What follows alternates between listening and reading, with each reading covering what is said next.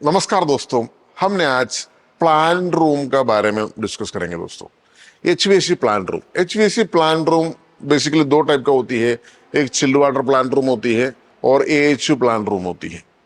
तो ये दोनों में क्या क्या कंसर्न्स आपने सबसे पहले देखना चाहती है। फॉर एग्जाम्पल आपने एक कंस्ट्रक्शन इंडस्ट्री में है, तो जो भी प्लान रूम में आपने काम करती है, सबसे पहले चीज है दोस्तों civil defence approved shop drawing. इसका बिना आप जो मतलब प्लान रूम में काम करती है, इट्स वेरी डेंजरस रीजन। इसमें सिविल डिफेंस का जो फाइनल अप्रूवल होती है, आप पूरे काम कर दिया, उसके बाद जो सिविल डिफेंस का फाइनल अप्रूवल होती है, उसमें कई सारे कंसर्न्स वो लोग लेके आती है। जैसे ये लोगों का जो fire and safety exit way route, तो ये सबसे पहले अप्रूव होना चाहिए। आपने फायर एंड सेफ्टी रूट में आपने बड़ा बड़ा चिल्ड वाटर पाइप डाल दिया और एचवीएसी का डक्ट डाल दिया, फिर ये सारे डिमोलिश करके दोबारा बनाना पड़ेगा। इवन आपने टेस्टिंग कमीशनिंग सब होने के बाद ये कर दिया, तो it's very dangerous. Plan room का सिविल डिफेंस कोई भी गल्फ कंट्रीज में होती है, civil defence approved shop drawing, it's very important. ये fire and safety exit route क्या होती है, जैसा आपको आपको पता है प्लान रूम जैसा मतलब एएचयू प्लान रूम है, बहुत सारे एएचयूज बैठा रखा हुआ है। तो उसका डेक्टिंग वहां से आता है, यहाँ से आता है, यहाँ से आता है, उसका चिल वाटर पाइप भी आती है, कई सारी चीज आती है। तो ये जो है ना, हमको फॉर एग्जाम्पल लास्ट मतलब एक एएचयू प्लांट रूम में कभी कभी है ना 100 के ऊपर भी एएचयूज बैठ जाती है। जैसा दुबई एयरपोर्ट को गोश 3 B101 प्लांट रूम है, उसमें 130 इसके हिसाब से 113 का आसपास एएचयूज बैठा रखा, उतना बड़ा प्लांट रूम है, उतना हेवी। मैंने जो मेरा एक्सपीरियंस में मैं इतना बड़ा प्लांट रूम दूसरा देखा नहीं। That is biggest one. तो उसमें क्या होता है ना, इतने सारे कंजेस्टेड है, मतलब इतना सारे एचयूस, इतना सारा पाइपिंग सर्विसेज वगैरह डाल करके इतना कंजेस्टेड है। तो उसमें से एक आदमी फायर अगर हुआ तो भाग सकता है क्या नहीं। तो उसका सिविल डिफेंस डिपार्टमेंट एक ड्राइंग अप्रूवल करता है। वो ड्राइंग के हिसाब से हमने उसको एग्जीक्यूशन कर दी। इवन शॉप ड्राइंग हमने बना दिया तो भी fire and safety exit route के हिसाब से हमने उसको रीमोडिफिकेशन करती है। Fire and safety exit route में उन लोगों का कंडीशंस यही होती है, मोस्टली 2 फीट का होती है जो विड्थ। कभी कभी कोई कोई प्रोजेक्ट में ज्यादा भी हो सकता है। उसका विड्थ होना चाहिए, मतलब भागने के लिए रास्ता। और उसका हेड, मतलब एक आदमी भागने से भी उसको सिर की तरह ठकना नहीं चाहिए, मतलब ये हिट नहीं करना चाहिए। That is a concern. और इन केस नीचे से कोई भी सर्विस अगर जाती है, इन केस मतलब छोटा छोटा कंडेंसेट ड्रेन पाइप वगैरह समथिंग लाइक दिस जाती है, तो उसको कैटवॉक बनाना पड़ता है। एक कैटवॉक क्या होती है? कैटवॉक एक चक्कर प्लेट से हमने शीट से इस तरीके से जंपिंग बना देती है, ताकि वो कोई भी भागता है यानी फायर का टाइम पे, तो कोई पाइप है तो उसमें हमने पैर टकेंगे, वो नीचे गिरने चांसेस है। तो इसको अवॉइड करने के लिए हमने ये जो डाल के रखा हुआ है, यानी चक्कर प्लेट डाल करके कैचवॉक बना देती है।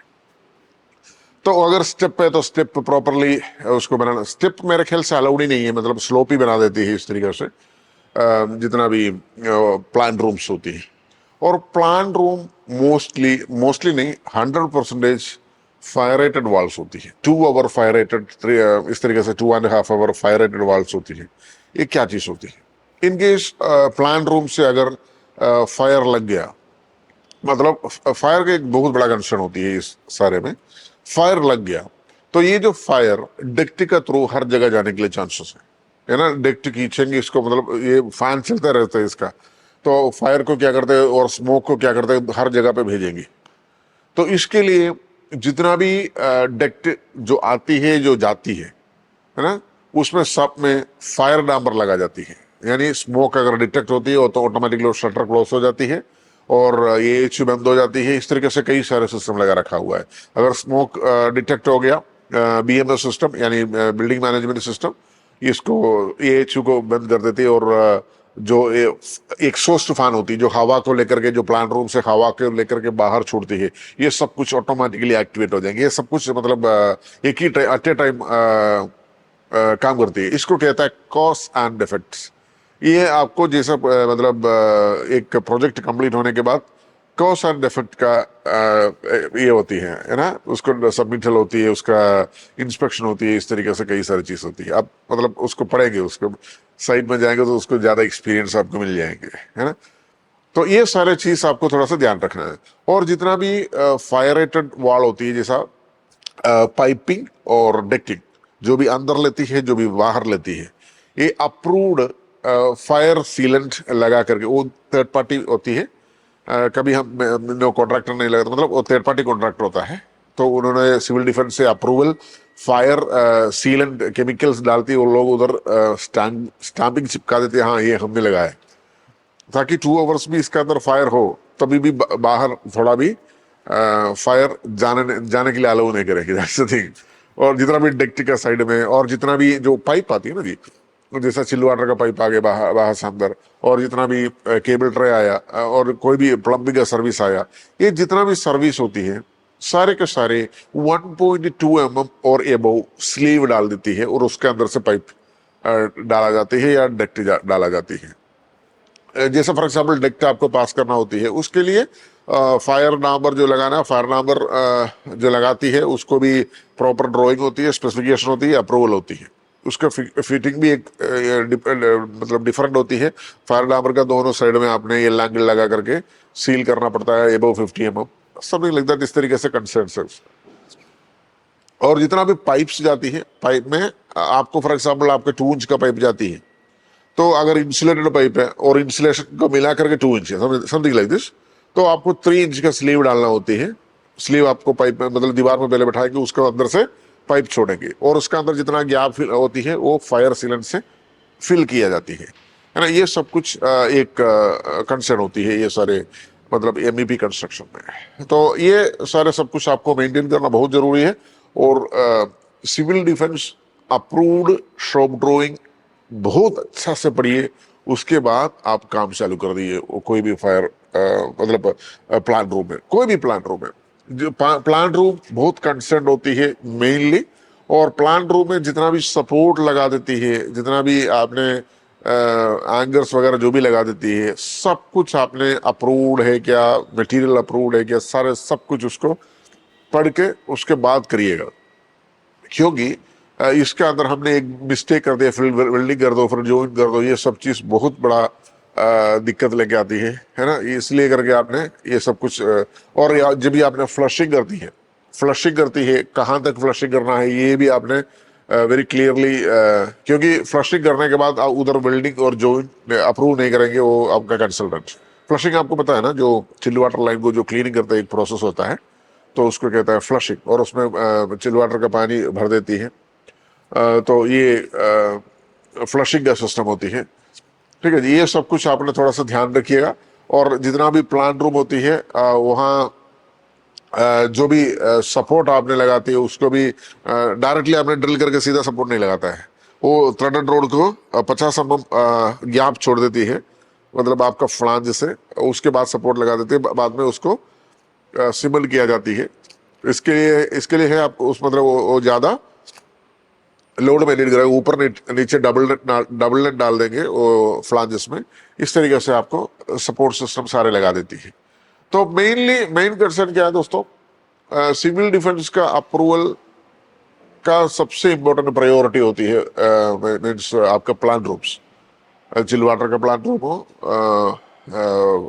इवन आपका एएचयू प्लांट रूम्स होती है, और चिल वाटर पंप रूम होती है, और दूसरा एक होती है आपका फायर पंप प्लांट। उसके बारे में बोलने हैं ही नहीं, क्योंकि उसमें इतना छेड़छाड़ होती है जो सिविल डिफेंस लोगों का, और उसके जोन कंट्रोल वाल्व इसके लेकर के इतने सारे घुमा फिरा करके टेस्टिंग करवा देते हैं, और आपका जो स्प्रिंकलर तोड़ के देती है, और स्मोक लगा के देती है, स्मोक अलार्म बेचता है क्या नहीं, स्मोक अलार्म बेचने के टाइम एग्जिट डोर बंद होता है क्या, ये सबको कहता है कॉज एंड इफेक्ट।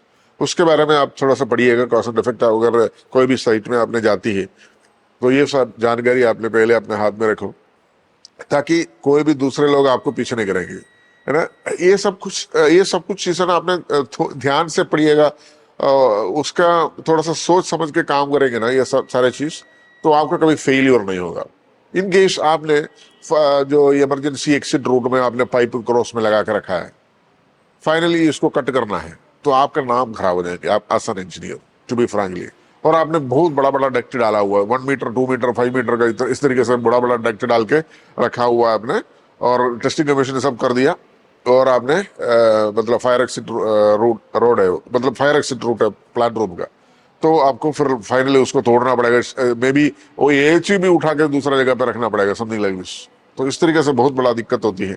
और इसमें जो कंडेंसेट ड्रेन डालती है एएचयू का, तो उसमें भी आपने थोड़ा सा ध्यान रखना जरूरी है।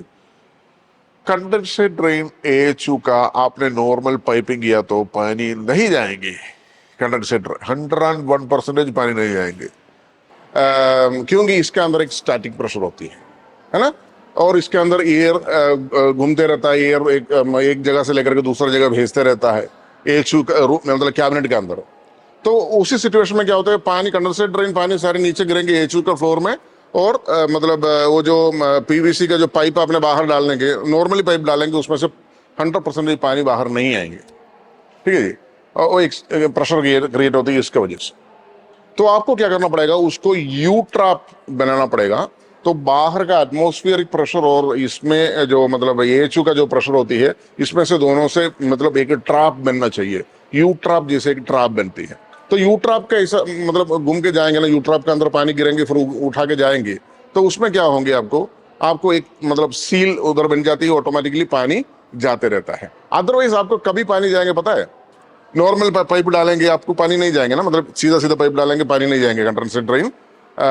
जब ये एएचयू आपने बंद करेंगे ना, तो सारे एएचयू का जितना भी जो है वहां सब जगह से उधर उधर पानी गिरना लगेंगे, आपको सारे सराउंडिंग आपको पानी दिखाई देंगे।